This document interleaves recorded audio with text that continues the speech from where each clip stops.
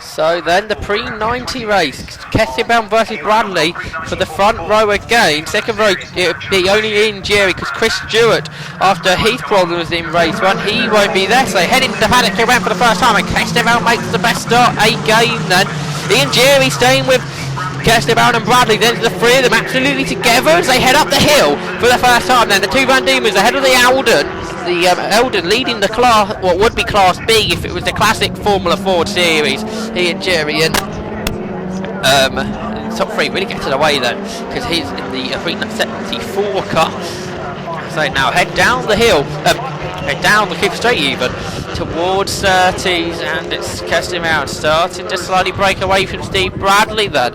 Ian Jerry runs in third still. We spoke to him this morning after the qualifying sessions. So, Kesselbaum, another person we spoke to earlier, after getting pole position in both of the races. He's got a half a second lead then. Ian Jerry running in third, 1 second behind Bradley. Then in fourth is Terry Durden in the Crosley 25. He's a couple of seconds behind Jerry. And in fifth is Martin McQuillan in the Works livery Van Diemen. Running in sixth is the MRE of Callum Frost. Seventh is David Innes in the Titan. Behind him is his teammate Andrew Wiggins in the second of the Titans, and in ninth and last place is Graham Terry, who is driving the car that Linwood drove in the classic Formula Ford race. Right, Kesselbaum up the hill then towards Druids for the third time.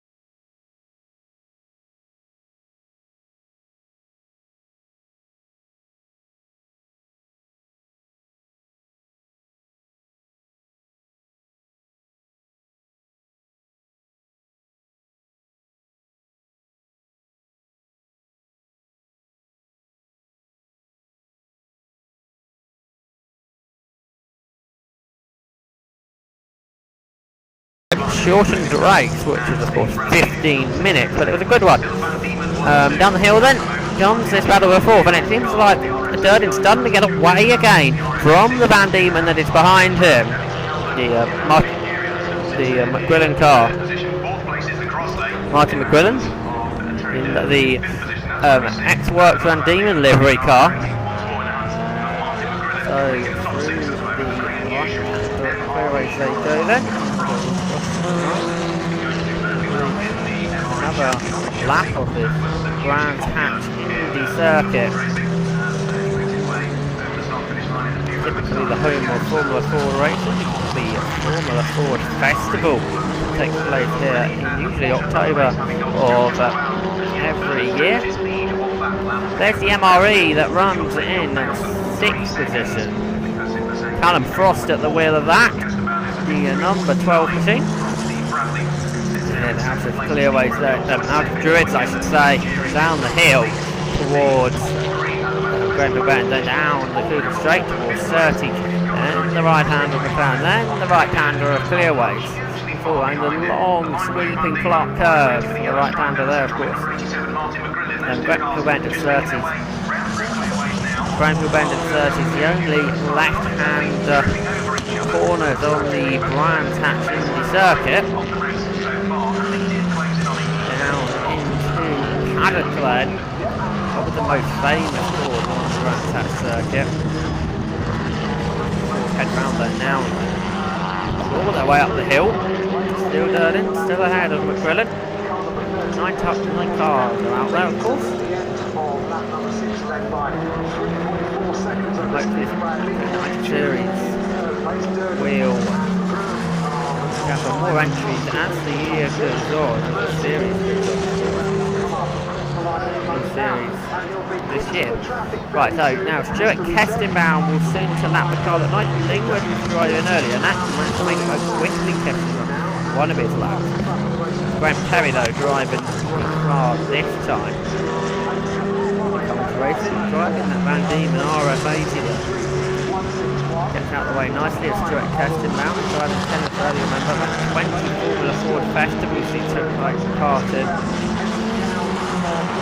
So, experience around the circuit for Kestenbaum. Very hard to beat him around the circuit. He takes part in Champion of Brands events as well.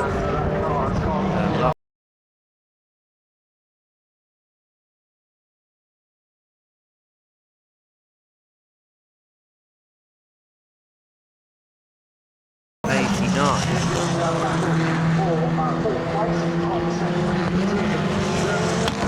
So this battle for 4th position continues there.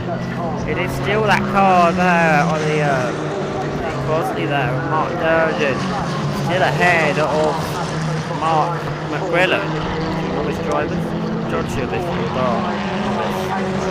first 2 years or so much racing. We know that Nigeria is second year of racing. I think the rest of them out there pretty much their first year. A few of them out there for their first ever motor race today. The two drivers course we spoke to earlier, David Innes and Andrew Wiggins. And now here comes the change for 4th position. A great move there to get that 4th place. That's Martin McQuillan there making the move into 30s to get ahead. Great move there through 30s to get ahead of Mark Durden there. And so that's a change for 4th position. The Van Diemen goes 4th then. Complete another lap. Now across the line, the two cars of course now change positions to what it has been previously. The 87 car now ahead of the 98. So head up into Druids then. It's now of course brilliant. Now can they close in on the Indy? That's what they'll be trying to do. They've first of all got to deal with the lap traffic. They'll probably be down towards 30 McLaren region. Graham Terry they will have to deal with. Brilliant to the back of him. He can't find a way past into 30s then. What about McLaren? No, he can't do it there either, but he's still stuck behind as they go through Clearways, and this is going to allow Mark Durden up on the inside to get 4th position back as they head through Clearways. So it's back into that position for Durden, reading the traffic very well indeed to get himself ahead of the Van Diemen and back into 4th position.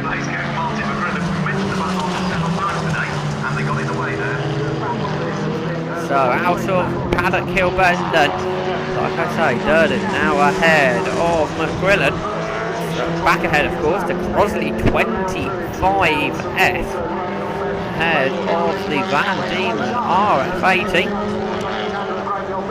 And they challenge it back into Graham Bend. The positions change again. Great move again from Martin McQuillan. He gets himself back into that 4th position. So good move into Graham Hill Bend. He may have made the mistake at round 30 for Clearways not to get past the traffic quickly, but he's now worked his way back into what is that 4th position. Steve Bradley's going to have a bit of traffic very surely. I think it's David Innes he'll have to lap, or it's Andrew Wiggins. It's one of the two Titan Mark 6 drivers that we spoke to earlier. There's Jerry coming down into Gravel Bend, then behind it's the battle for fourth, who's just lapped Andrew Wiggins, so obviously Bradley will lap in its right. Through paddock again for the race leader, Stuart Kestenbaum. Half distance now they've had. Kestenbaum hoping to get 2 out of 2 here this weekend. He won 2 out of 3 at Snetterton. Only the second championship classic Formula 4 1600 race that Steve Bell just managed to beat him in there 5 weeks ago.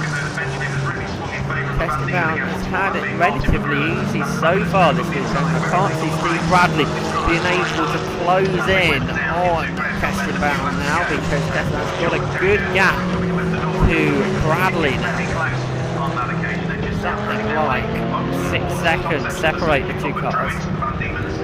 Steve Bradley running Mike Gardner's car, I think it is. He heads through clear then on to Clark Curve then. Completes another lap of the Brands Hatch in the circuit. Sure, Bradley will be hoping very much to make this second position after, of course, getting spun round in the earlier race by Steve Burt.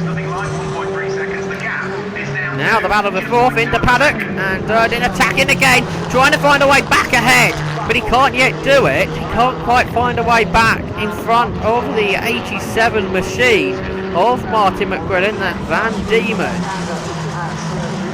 RF80.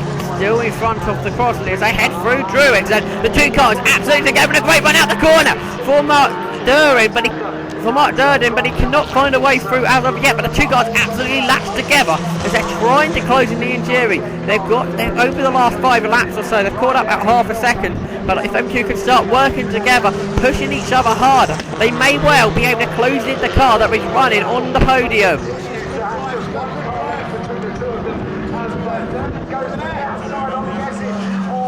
Here they come together then, the battle for fourth position. Dirty darts out the slipstream as they head into paddock and went round the outside the attempt. But I think McGrillen should just about have that one covered. He does. The Van Diemen stayed in front of the crossley, but two cars absolutely together as they head out the corner. Can he get the cut back out the corner? Don't think, not as of yet. Mark Dirty now dives round the outside into Druids. He keeps coming, but I don't think he's quite going to have that one done. But then he gets the cut back out of Druids. The two cars are level as they head down to Greyhound Bend. But McGrillen just about has the better of Durden at this stage. Only about 7 minutes or so of the race to go, so he's going to have to find a way through. Now he's up on the inside for 30s. This one should work because he's properly alongside as they head into the corner, back into fourth for Mark Durden, back ahead of Martin McGrillen. So it's into fourth for Durden, then up down to fifth for McGrillen again. Out of Clark Curve to complete another lap then for these two competitors. And they will get onto the brakes, darting up on the inside there, McGrillen, but not close enough. I think it was a bit early on the brakes in the end. The undercar in front of him, Mark Durden. Can McGrillen get closer? Not as of yet, he's still behind them. They head through the hairpin. They walk back down the hill towards Graham Hill. Durden starting just to edge away again.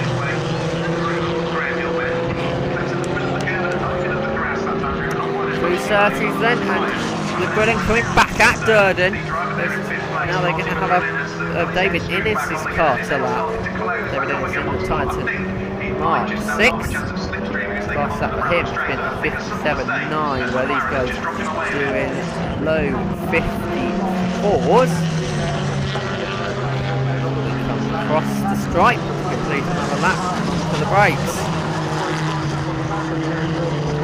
Out of the paddock hill bend they go then, and Durden's just about edging away from the Van Diemen driver. Right, now what's the David Innes? Is he going to be able to stay out the way for the two runners battling for fourth position? Durden darts up on the inside line. Nice confident move past the back marker. Martin McGrillen eventually find his way on the inside. Doesn't seem to be as confident through the traffic though. think that is what is allowing Mark Durden just to edge away. Back into ground for Ben for Stuart Keston.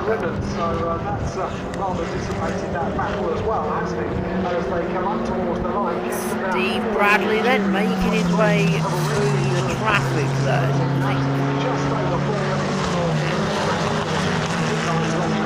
Lapping Graham Perry and lapping Andrew Wiggins at the same time. Bradley. I think that's a change rate position, isn't it? Graham Perry making his way ahead of Andrew Wiggins then.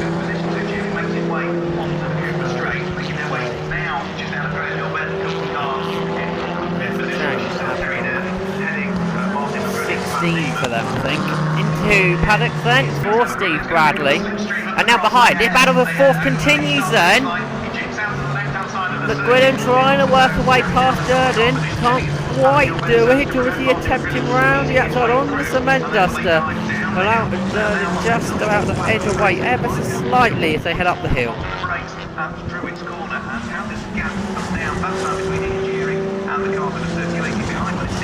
Down the hill they come towards Graham Hill Bend. McGrillen fighting back on the inside line for Graham Hill Bend, and he's got it done. Up into fourth then, again goes the Van Diemen. He's sometimes really confident making his way into the corners, whereas others we've noticed here in the commentary book, he seems to just back out of the move. But certainly there into Graham Hill Bend, do not need any more confidence what he had there. Superb move. And a corner that some people say he just can't overtake. Well, proved wrong there, but Durden coming back at him as they come down to Paddock Hill Bend. Is there going to be a change here again for fourth position? No, there's not, because again really confident for McGrillen on the brakes. As they head through Paddock, up the hill they go then. And there's a very slow car in front. That is Andrew Wiggins. I wonder if there's a problem now with his car, because he wouldn't normally be circulating at that speed. So let's see what happens to the exits through it. So then Andrew Wiggins will be pulling off, I think, retiring from the race. So he pulls off now then on the back entrance to the pits. And Stuart Keston bound, the race leader spun out of Graham Hill Bend. Unbelievable there. The race leader, can he get it back going again? Yes, he does. He's returned to the race. I think he's still in the lead. So Stuart Keston bound there, losing the car for Graham Hill Bend just after he set the third lap of the race at 52.804. But he's just lost it, and Steve Bradley now not far behind him at all, the two leaders. Not a big gap between them. We'll keep an eye on the clocks when they cross the line. It was 13.4. And here comes Keston bound then. He'll go across the stripe. Complete another lap. I think we'll have about 2 more laps left of this race, and the gap's down to 2.1 seconds. Can Steve Bradley do anything about Stuart Keston bound, or is Keston bound going to power on and continue to lead this race?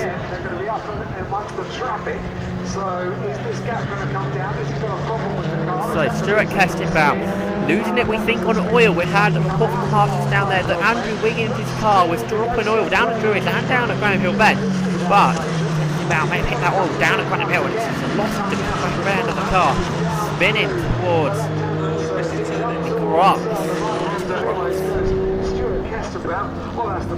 Now, I wonder if anyone's going to be cautious through the oil. Or looking at the lap time, Ian Jury has been, because he's been caught up by a second last lap. And he's only now got 3.8 seconds, but only with a few laps to go. Depends now how careful he is on the wheel for the last couple of laps. Keston bound then into paddock for the last time, we think. We think this will be the end of the race when they cross the line this time. And that will be Stuart Keston bound. Stuart Keston bound taking victory. So on to the Cooper Straight then for the last time. Stuart Keston bound's going to win out of 2 here today. Is he going to have a bit of a lacquery to do just before the end? I think he is. He'll make his way past David Innes on the run to the line probably. Stuart Keston bound, 2 races. 2 race victories, and the Keyline.com sponsored Formula Ford 1600 races. Kestenbaum round the outside as he quick clock. Then you see the checkered flag. There it is then. Kestenbaum takes the victory. And Steve Bradley will come second. Meanwhile, out of going a bit down the keep straight, we thought Jerry maybe he's taking it a little bit easier on the oil, and he certainly is, because he's under all sorts of pressure up into clearways from Martin McQuillan, who obviously hasn't been taking any chances through the oil. And now, is he going to be able to get a good run out of clearways? Yes, look at it coming now, out the corner onto the back of Jerry's car. Is he close enough? I don't think it is.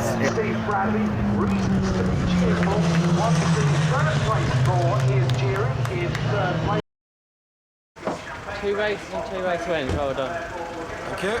The first race you had a red flag, so you had to make 2 starts. They both seemed to go well. Yeah, I've started off pole here several times, and there is a trick to it. Lap 3, was that okay? Yes, yeah, no great problems really. I think they all helped me by tripping over themselves on the second lap or end of the first lap. Took each other out, and then both had nobody even in your mirrors from them.